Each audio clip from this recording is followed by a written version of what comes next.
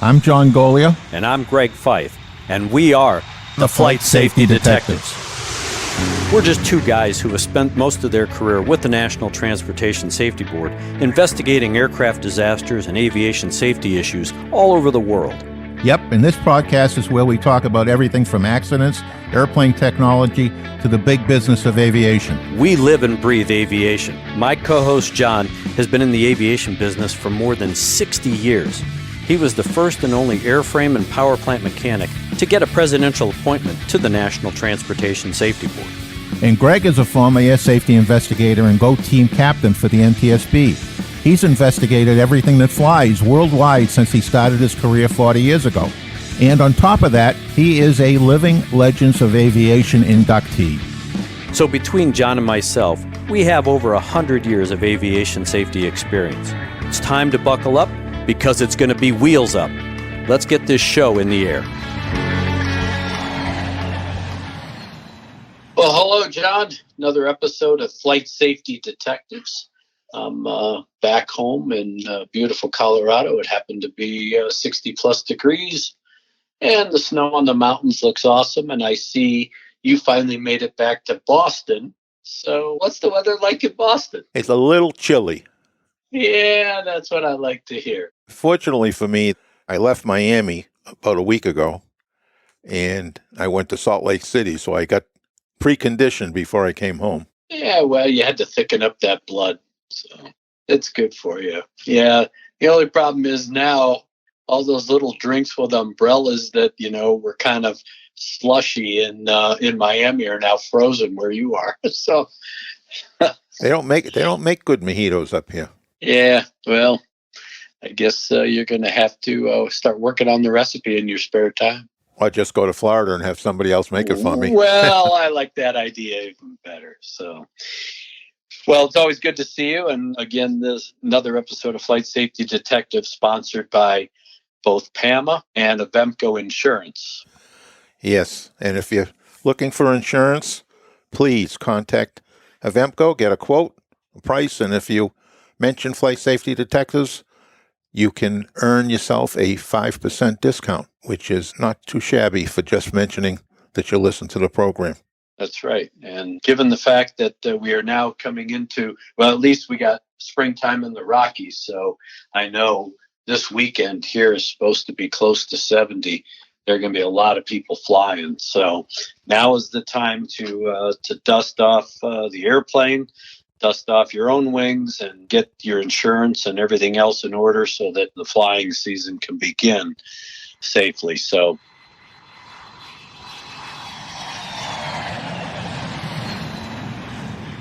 you and I have had an opportunity. We chat periodically when we aren't doing the show, and the NTSB came out with an update at the time of the recording of this show with regard to the 777 and the engine issue that occurred back in February with the flight out of Denver heading to Honolulu. So you and I are going to, of course, talk about that.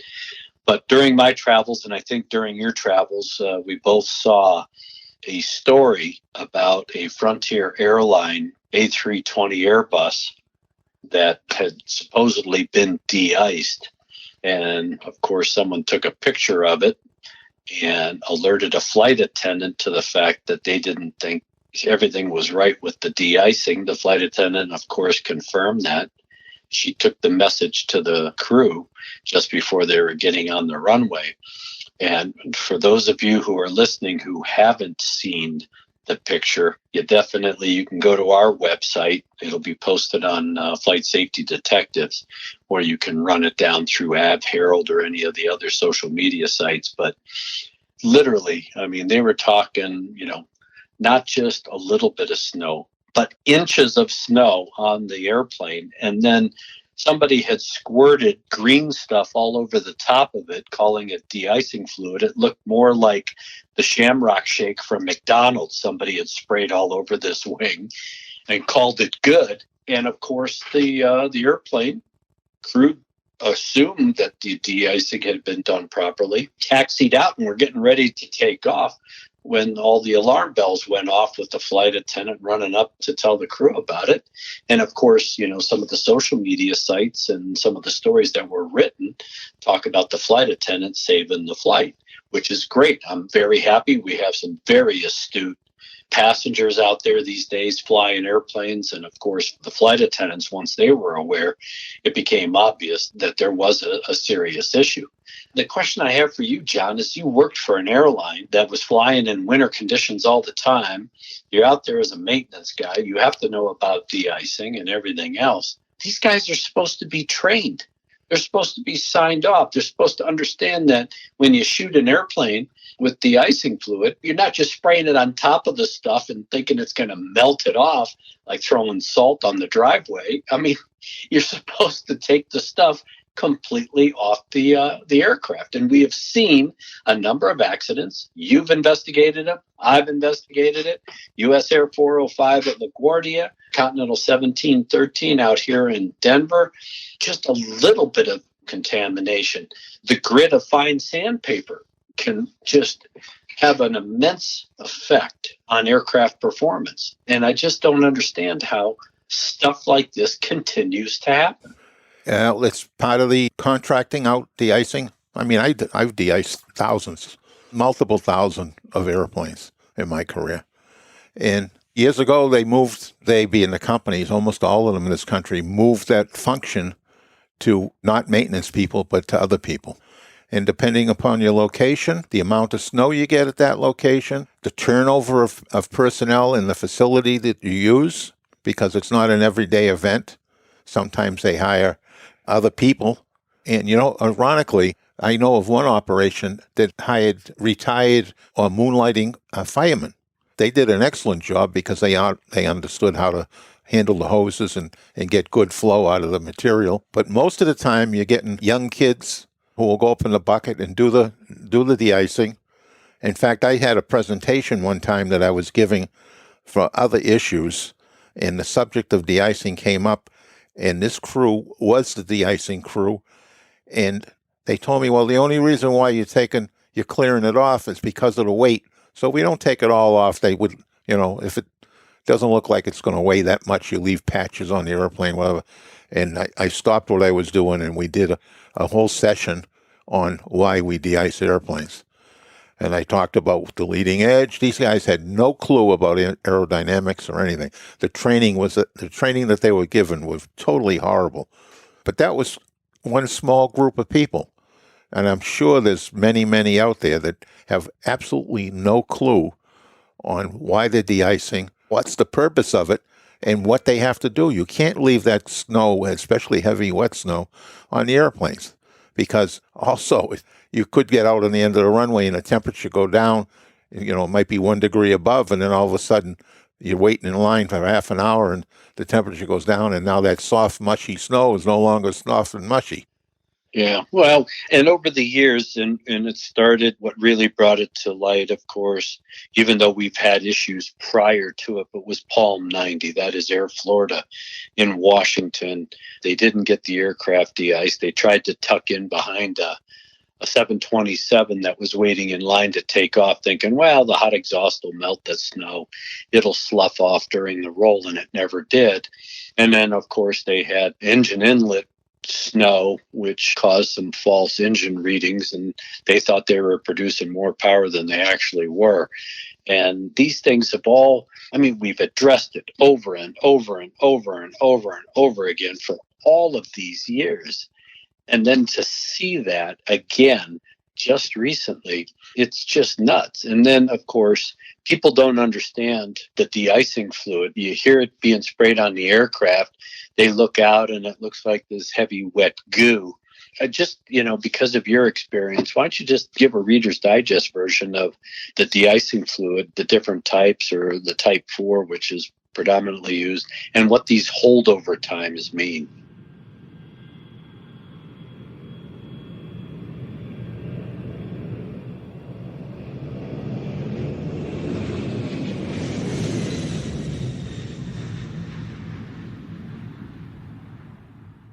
Okay, so the first thing you have to understand about de-icing fluid, it's expensive. And so they water it down, essentially. And a 50-50 mix will bring you down pretty low on the temperature chart so that you can use it most of the time.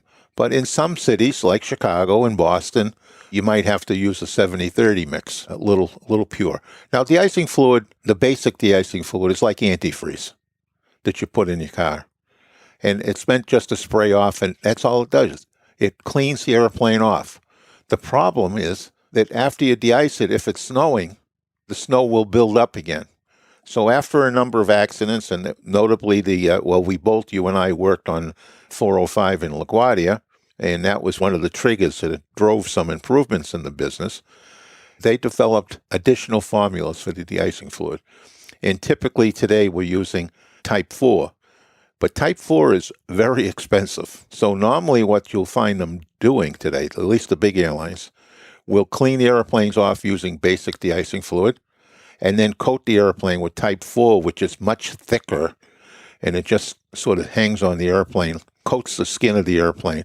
And if you have additional snow falling after you've de-iced the airplane, it melts it. It doesn't stick to the airplane. It may stick on top of the de-icing fluid, but it doesn't penetrate and stick to the wing. And the metal wing getting cold will turn that slushy snow into ice, sticking to the airplane, and that's a no-no.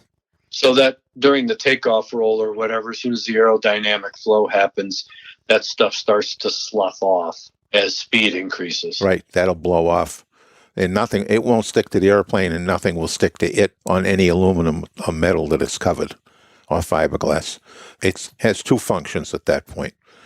Again, it's very expensive. You have to apply it properly. And what I have in my experience from years ago with the charters companies that I used to de-ice for a de-icing company, separate from my airline employment. And what we find is, because it's so expensive, they try to save money. And I have seen many flights from the airlines. I can remember one from another major airline that they spent, because it was an ice storm, they spent $50,000 de-icing the airplane. Wow. Right. There was no hangar available.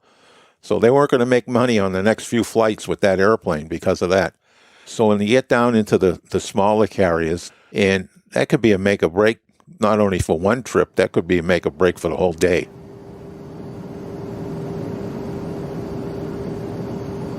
Good morning, you're on the ground. It's Canadian 920. We're just coming up to Alpha Juliet. A920 runway 248 taxi.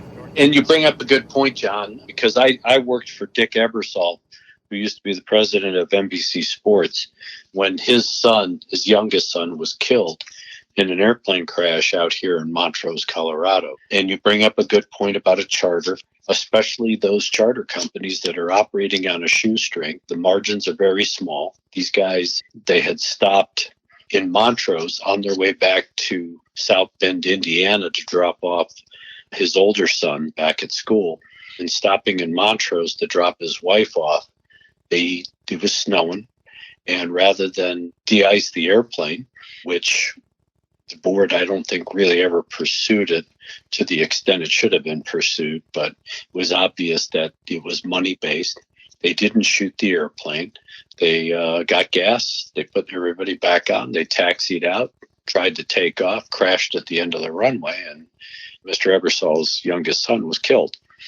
And when you think about what the margin was that these guys were going to make on this charter, and, the cost of shooting an airplane ranges depending on where you go and how much you're using, but, $1,000, $1,500 to shoot the airplane, all of a sudden you're thinking, well, that's coming right off the bottom line, and I'm not going to make much money on this. And like you said, some cases you can go negative with it.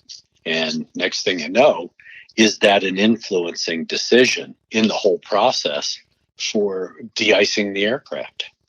You got to add a few more things to it. Before I go any further, you said shooting the airplane twice. For our listeners who don't understand some of the airport slang, shooting the airplane, it just means you're coating it with de-icing fluid. You're spraying it out of a hose. And it looks like a gun. The nozzle that you hold in your hand looks like a gun. So that's how it originated. Thank you, John. I knew I had you on this show for a reason.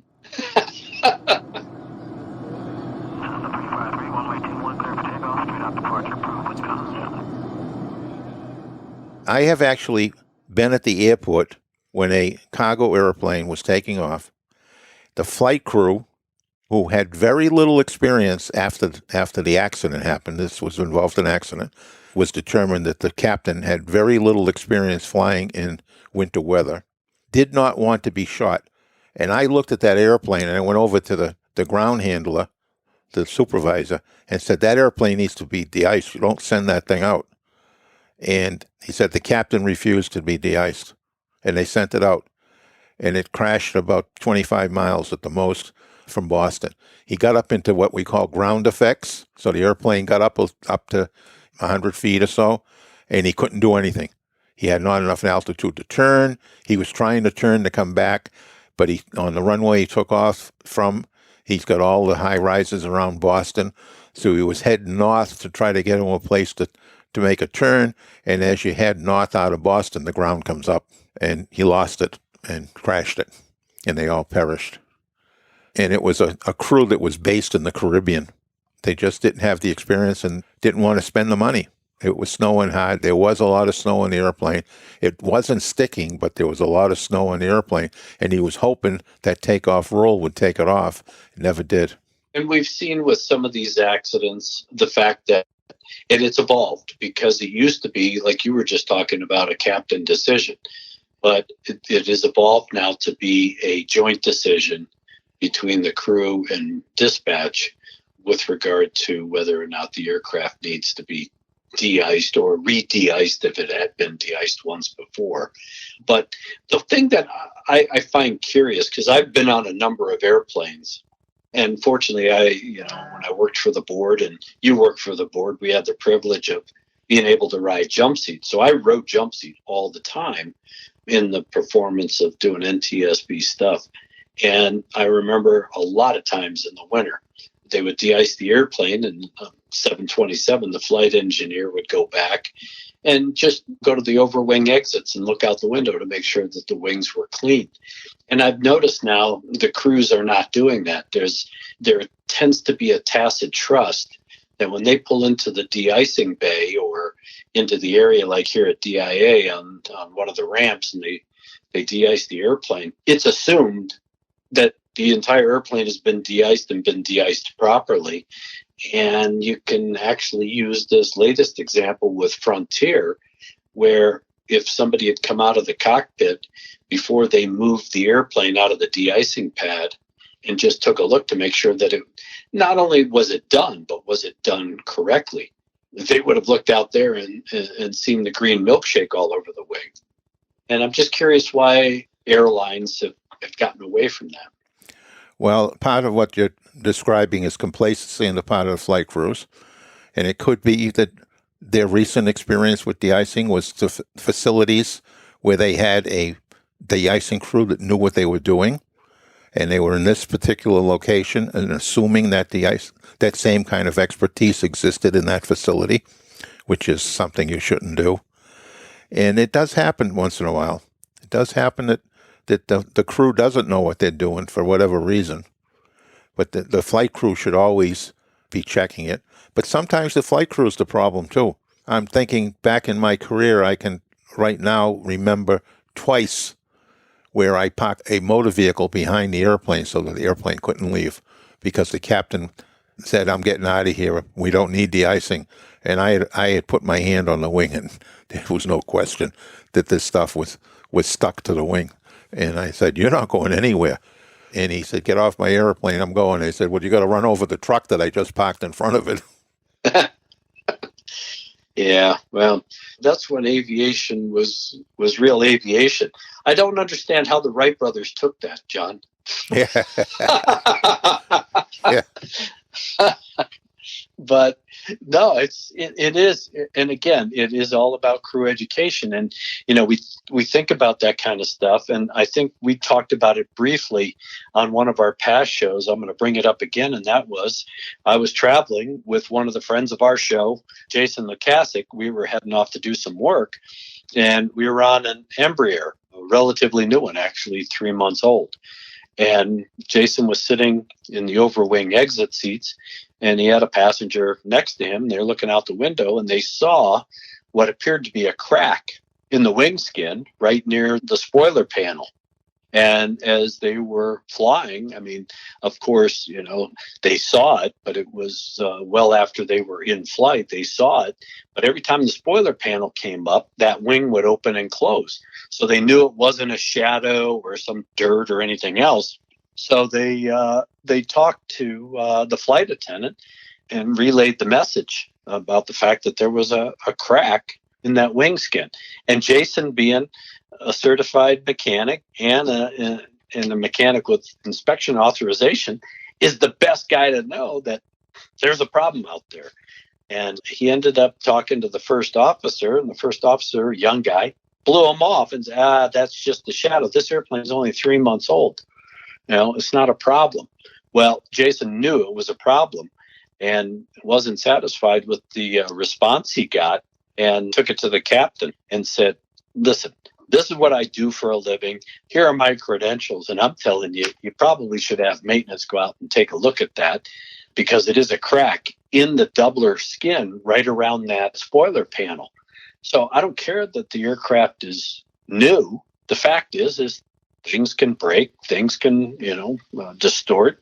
You can have problems. What I was really concerned about, though, was the attitude of this young first officer to blow off a guy like Jason. And even this passenger, who is pretty savvy, showed some concern that, don't worry, it was just a shadow. Dude, listen to me. It wasn't a shadow. And you should at least have someone with a higher level of expertise than you go look at it. If it's nothing, great. Yeah, his complacency with the first officer, I mean, he's brand new. He shouldn't have the level of complacency. And I know that they get a lot of complaints, and most of which don't amount to anything from passengers all the time. But that doesn't mean you ignore them. You never know where good information is going to come from. And by assuming it's not good information, it could turn into a real disaster. And the stress that comes around flight spoilers or flight controls on the associated piece of the wing is severe. I mean, I was just earlier today watching a video on aerodynamics, and they were explaining the load on the wing of a large airplane when you move the flight controls, when you move the elevators left or right.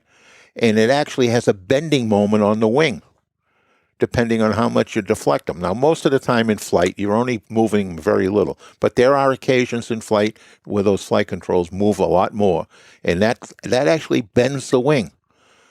And it's by design. Everybody that has been flying on airplanes sees the wings of airplanes.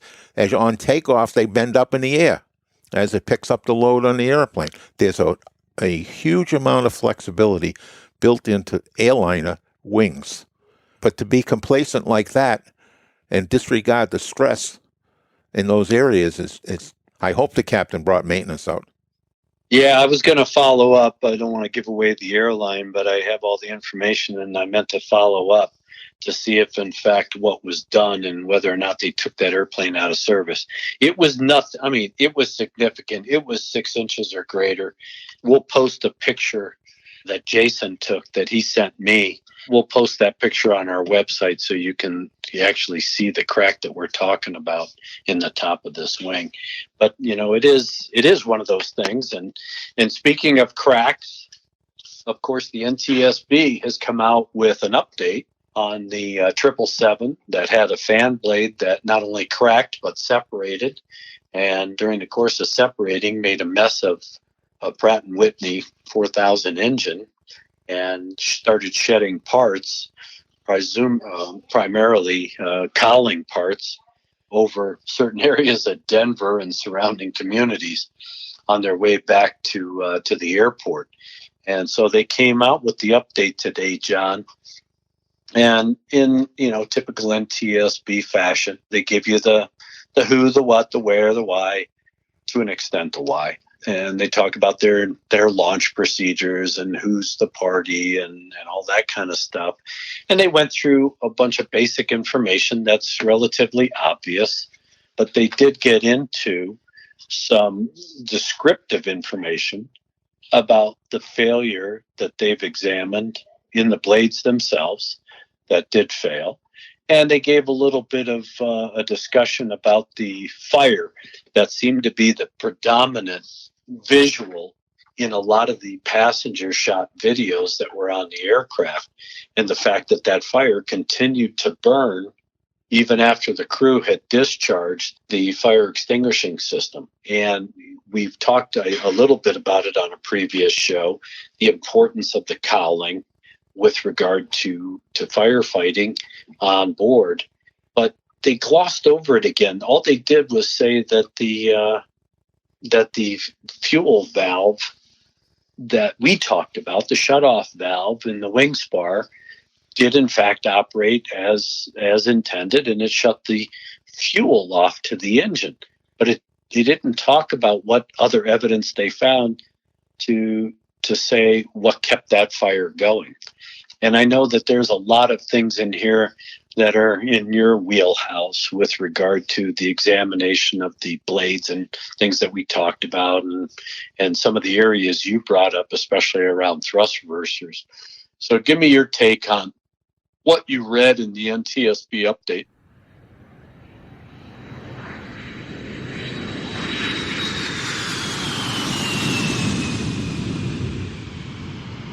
We'll go right to the fire.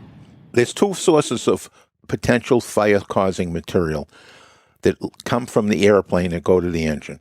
Fuel is one. It's the most obvious one. And because it's fuel, there's a shutoff valve located usually up around the spar of the airplane, of the wing, that'll turn fuel off to the engine.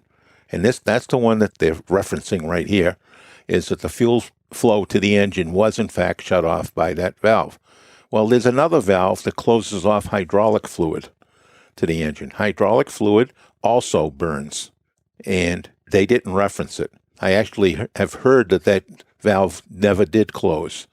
Yeah, we got that from some inside stuff early on. We were trying to verify that before we came on the air, but that is one of the major points that I was hoping to see in this update. Sorry to cut you off. Keep going. Yep. So there was also a bit of a supply of hydraulic fluid and oil. Oil will also burn too on the engine. There's a fuel oil heat exchanger, and that heat exchanger provides two functions. A, it heats up the fuel because the fuel's coming out of the wing. This is a 777, so it can operate up in an environment where you would have minus 75 degrees is not entirely uncommon at that altitude on the wing, and the fuel is in the wing, so the fuel after a little bit is going to reach whatever the outside temperature is, so it's very cold. Cold fuel doesn't ignite very well, so what they've learned over the years is to run it through a fuel oil exchanger. And it's nothing but a radiator, just like the radiator in your car. That's water or antifreeze on one side and ambient air on the other. And when you're moving, it transfers the heat from the fluid to the ambient air, and the fluid cools down and it runs around your engine for another cycle. Well, on the airplane engine, the hot oil in the engine also needs to be cooled down, and the fuel in the wing needs to be heated up. So they run it through essentially a radiator, and there's a heat transfer that's beneficial to both fluids. In order to make that work, there has to be a quantity of both of those oil and fuel in this unit, and it's located on the engine, and it may have been the source for the combustible liquids that we saw burning. And also, there's a hydraulic pump on the engine, so it's got lines coming into it full of hydraulic fluid, which is supposed to shut off on the airplane side when the crew energizes what we call the fire handle, which is in the cockpit. And in fact, there's some pictures of it, and we'll post those online as well. So if that hydraulic shutoff valve didn't shut off, then there's the source of the fire. The fire burned for quite a while.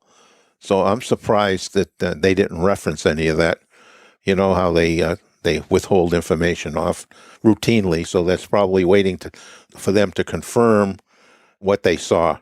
I mean, they could say that the valve was found in the open position, and then that would lead to more speculation on the part of everybody. So they're probably waiting till they run electrical tests and so on before they update that.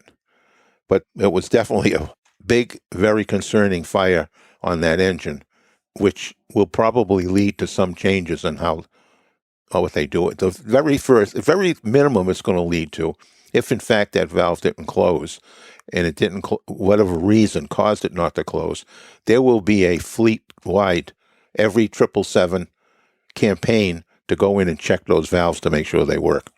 And that may be in the process right now. So it's a little disconcerting that they didn't talk about that here. They could have said that it was a work in progress, but instead of just ignoring it. This is Toronto International Airport information, Delta. Toronto weather 6,000 scattered, 14,000 scattered, visibility 25 miles. Temperature 62.12. Wind is calm, Toronto altimeter 290.490. But anyway, the other half of this report talks about the blades. And 2 blades were damaged. One left the airplane and caused damage to the second blade, and also it just wiped out a lot of the front section of the engine, as well as the cowling leaving the airplane. Now, most people that I know, and I've been looking at the certification requirements for the cowl, and I went back and looked at the videos that are available. There's more than one on YouTube that show the containment ring when they test the engine and the blade comes flying off. And when this blade came off, it in fact did hit the containment ring, substantially deformed the containment ring, but it stopped that energy, which is huge. And somebody actually did the math on it. It was, I think, 6 joules, which is, like 1 terabyte. It's huge. But anyway, not getting into all that math. When that happens, the whole front of that engine will twist. It really distorts in a major way. And that distortion clearly broke the cowling on this airplane. So that's how severe it was. It bent the nose. In real simple terms, it bent the nose of that front of that engine enough to break all the mounts off that cowling, because that cowling is mounted to the engine way up front. But it's also broken further back. And I've been told by people that from GE that do these tests on the GE engines that at times they actually break the engine in half from the force. That force is so severe that it'll actually break the engine in half. Now, the engine is designed to come apart in the middle. So you got the front section called the fan section, and then the compressor section, and then the back, the hot section, and all the turbine blades in the back. But that's the natural spot for the engine to come apart. And that's where they often see the engine, because of these fan blades, actually break. It doesn't break in two and separate, but it actually breaks all the mounts and all the attach points at that point. And that's probably what happened here. In doing so, it's now moving the structure of the cowling in the middle, which is attached to the pylon, and that's not going to move. So now you're going to break the structure. And then you got this 250 mile an hour air force acting on everything. Once it gets underneath that cowling, it's going to peel it off, and away it goes. And I remember during our initial discussions, we were looking at the inlet ring that had fallen in the front yard of a guy, and we saw that there was a slice through it. And we just presumed that the blade may have come off, ricocheted off the containment ring and cut through that inlet ring to, at least get it unzipped and coming off the airplane. But would the distortion that you're talking about have deformed that inlet ring enough to cause it to rip like that?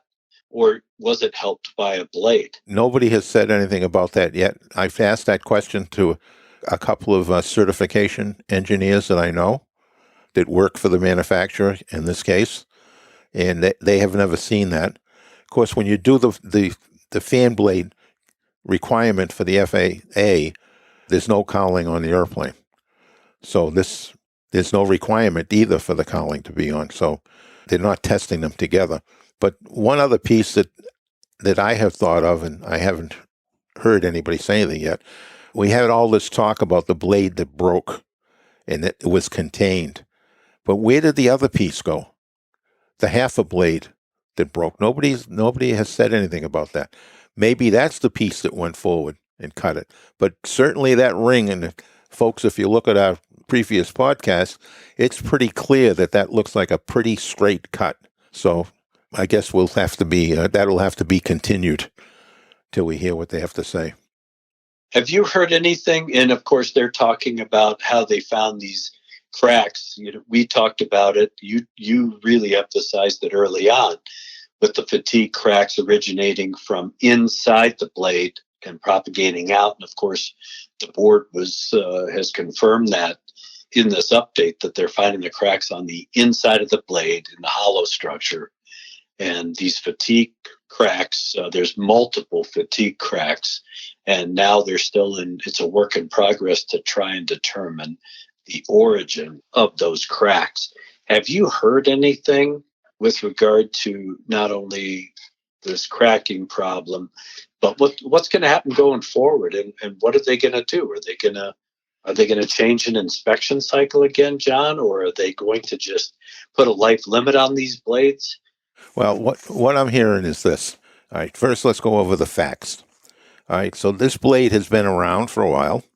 It's gone through inspections in 2014 and 2016, and then again in 2018. So it's been through different inspections. Now, admittedly, the 2014 and 2016 inspections were under the old system. We know it's not effective now. The 2018 inspection was done because we had the blade failure in 2018. And since that 2018 inspection, this has 2,979 cycles on it. The inspection frequency was 6,500 cycles. So it's not even half the number of cycles when it failed. So that's what prompted the FAA to drop the inspection. Right now, going forward, they have to be inspected every 1,000 cycles. That's 1,000 takeoff and landing. God, that in and of itself is manpower and monetary intensive. A lot of money. And you have to send the blades send them back to Pratt & Whitney. Now, separately, Pratt & Whitney has been working pretty, I guess I would say, flat out to enhance their inspection method. Because these blades are breaking from the inside out and is reinforced several places along the length of the blade, it's rather complicated. It's not a 1, 2, 3, stick the blade down, look at it, and walk away, whether it's good or bad. It's rather complicated. And the machinery is expensive and complicated, the process, but also the interpretation that the mechanics at Pratt & Whitney have to use to determine whether or not the blade is good or not is also not such an easy process to accomplish. So there's a lot of interpretation in it, and when you have interpretations, you can make mistakes. So they're working through all that. Now, the NTSB has not destroyed the blade stub that they have, and they've just been working with it on its existing conditions. What will probably happen here in the very near future is they're going to start to destroy what's left of that blade. They're going to go down lower and see where other indications of cracks exist, or just what they can identify in the remaining 8 or 10 inches of blade that they have, to see if there's anything else in there. So the work is rather detailed, involving some rather cutting-edge inspection methods. It's not a simple X-ray that they do. They're going to put this stuff, and have put it under the scanning electron microscope, to see these real minute little cracks and how they propagate. Are there more than one crack that comes together suddenly to make one bigger crack? They're going to be looking at all of that to determine just what the failure mechanism was that put these cracks in this location and allowed them to progress to the point where the blade failed. So it's going to be quite interesting to see how they came out. I used to love going down to the laboratory when they were doing inspections on metallurgy and looking through the scanning electron microscope. Low speed ailerons. Normal and auto. Rudder travel pitch field. Fine. Nav and exterior lights. Yeah. Servo control. Fine. Engine start panel. Crank it aboard. Fire handles. Hello. Seatbelt no smoke. Fine. Emergency exit minimum cabin lights.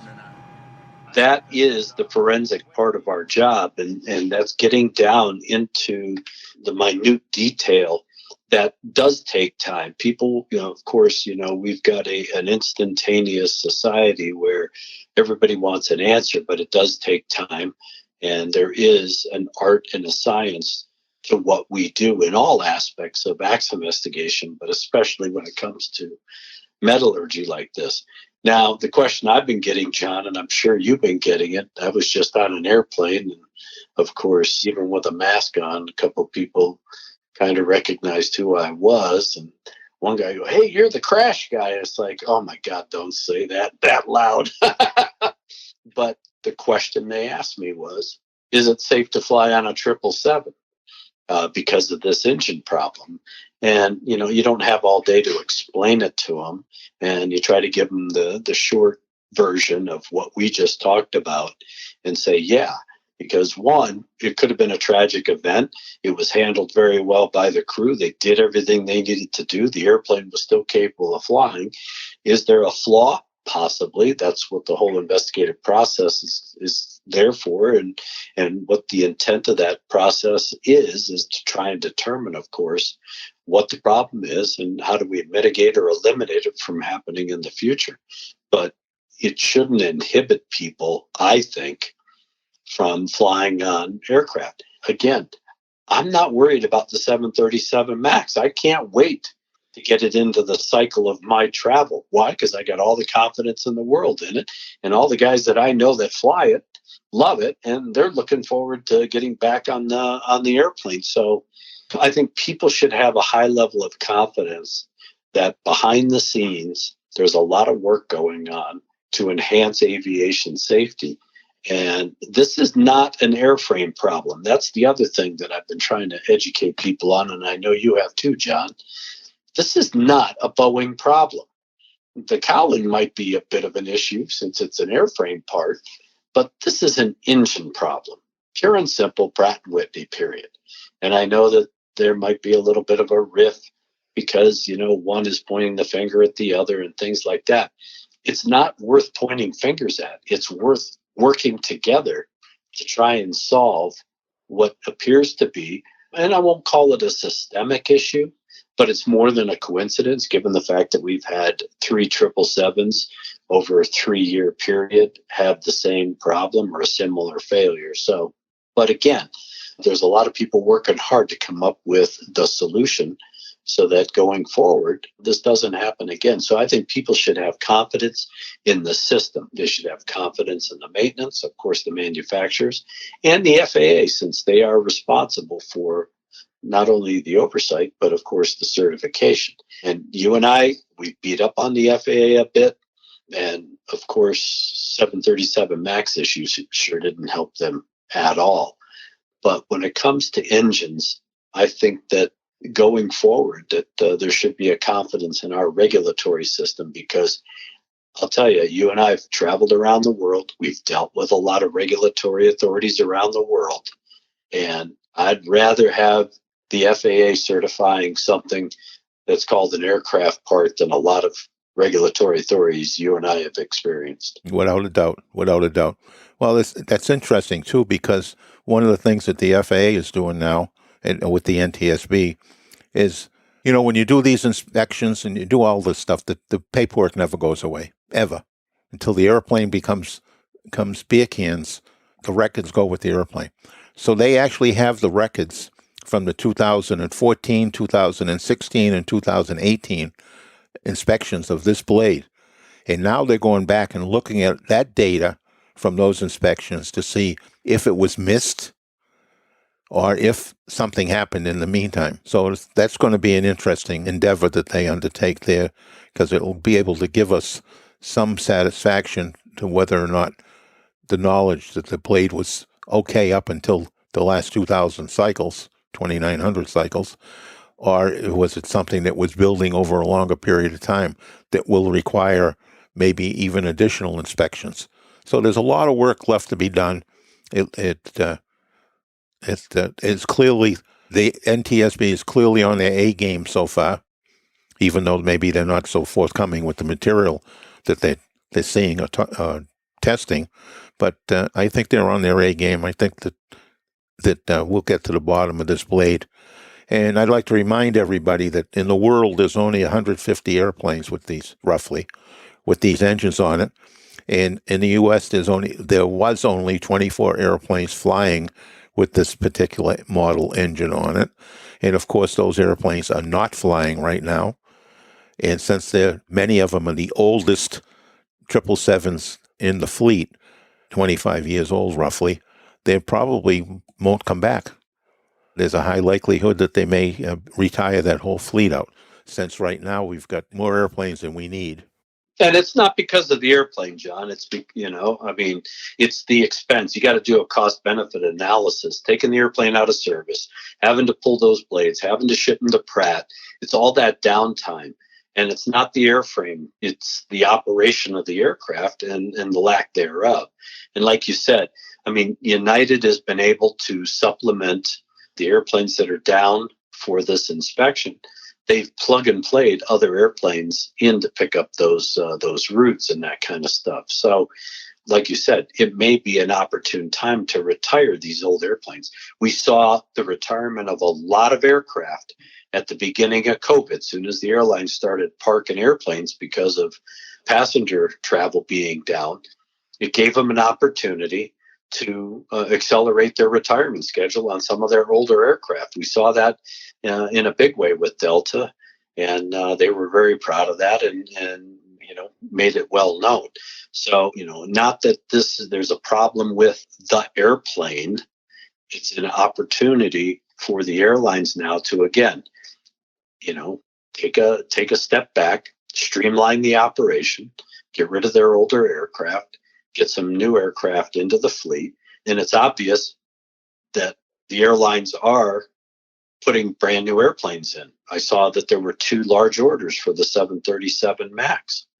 So it's obvious that the airlines have confidence in the airplane, and they've put in orders to put in new generation aircraft to replace now these older airplanes. So don't think that, this is an old airplane and that kind of stuff. It is an old airplane, but it's been a reliable airplane. And oh, by the way, you still see DC-8s and 707s flying. And oh, by the way, the military is still using a B-52. John, you're as old as dirt almost. When was that B-52 put into service? The middle 1950s. So, and we're still flying it. The military still has confidence in it. They're using the 707. The KC-135 is what it's designated as. They've re-engined that airplane. They've recycled it, rebirthed it, if you will. They're talking about doing the same thing with DC-8s. They've done an engine upgrade over the years with it. So these airframes are built like tanks, and they will last. It's just that for, convenience and economy, the airlines now have an opportunity to streamline their operation and put in more economic aircraft than what is currently in their fleet. Yeah, the newer technology.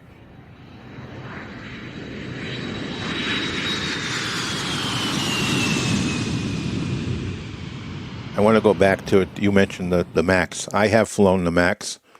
I've talked to the crew members, both the pilots and flight attendants. And the question I start the conversation with the flight attendants is, I asked them, what kind of comments are you getting from your passengers?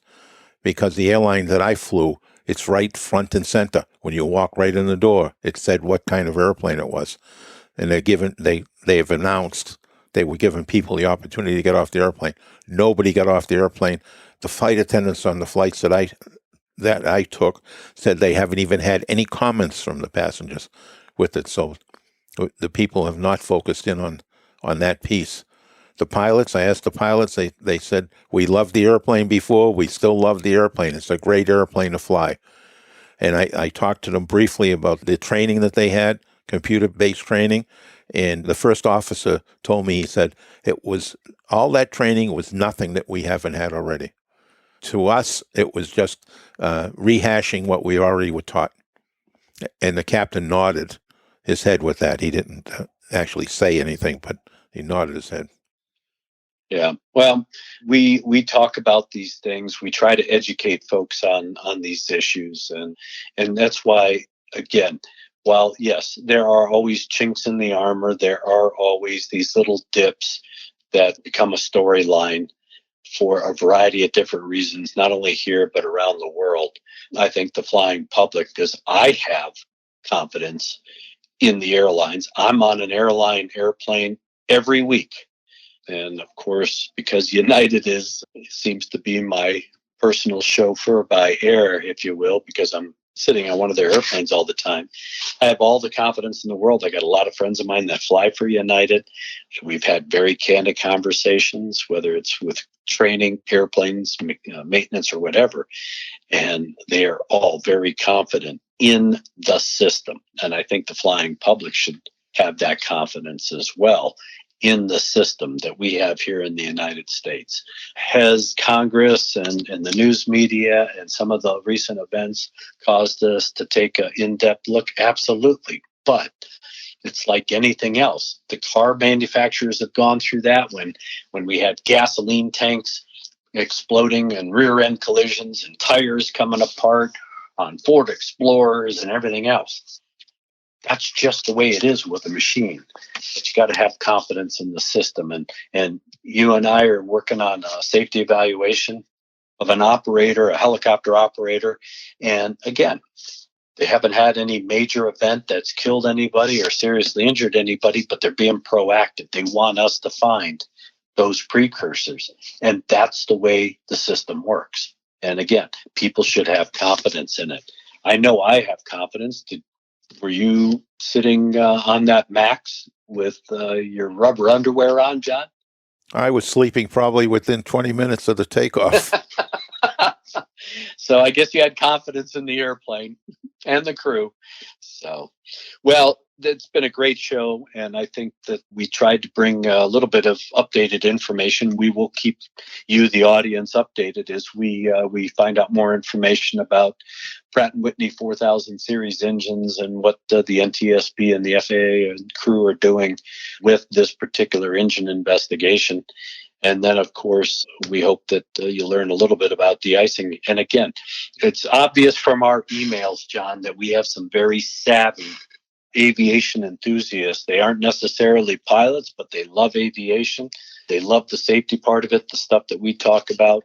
And again, I encourage you, if there's something that is of concern, you don't have to make a spectacle about it, but you should call it to the attention of the flight attendant, or if you have an opportunity, call it to the attention of the crew and just say, hey, I don't know if that's normal or not. And let someone with a high level of expertise explain it. Examine it and explain it and say, yeah, that's not a problem, or you know what, that's a good idea. We'll have somebody take a look at it just to make sure that the confidence is still real high. So I think it's been a great show. I want to thank our sponsors, PAMA and Avemco Insurance. Yes.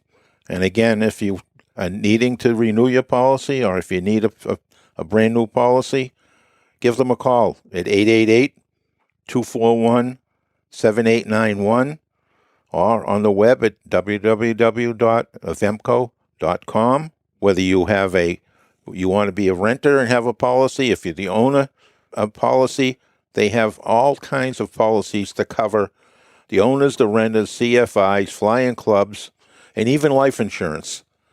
So if you have a need for insurance, please give Avemco a call. Mention Flight Safety Detectives. You'll get a discount, which in these times, it's very important.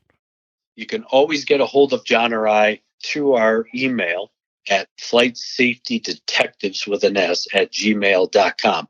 We love hearing the feedback. We love fielding the questions. I noticed yesterday that we had received a couple of suggestions for shows. So John and I will start dissecting that email to look at how we can incorporate the suggestions into the show. We've gotten some great feedback on a number of things that we've talked about. People have been very appreciative of the fact that we have talked about not only current issues, but some of the things that are in the shadows. They're they're hiding in the backstories and the shadows. So we appreciate your feedback on that. We will try to keep these things coming. And of course, we will be dissecting accidents, which we love to do because there's a lot of messaging in these accidents that don't necessarily make it into a formal report. So with that being said, John, I will, as I always do, leave you with the last words. Okay, folks, we still have concerns over the virus. I've got my second shot. I'm enjoying a little bit of freedom, but I still mask up. Please, everybody out there, pay attention to the protocols. Let's get herd immunity going. I read that we got like 6% of the population now. It's starting to pick up because there's been more and more vaccine available. It'll make all the difference in the world. So let's not let another outbreak set us back. Please wear your mask, wash your hands, pay attention to the protocols.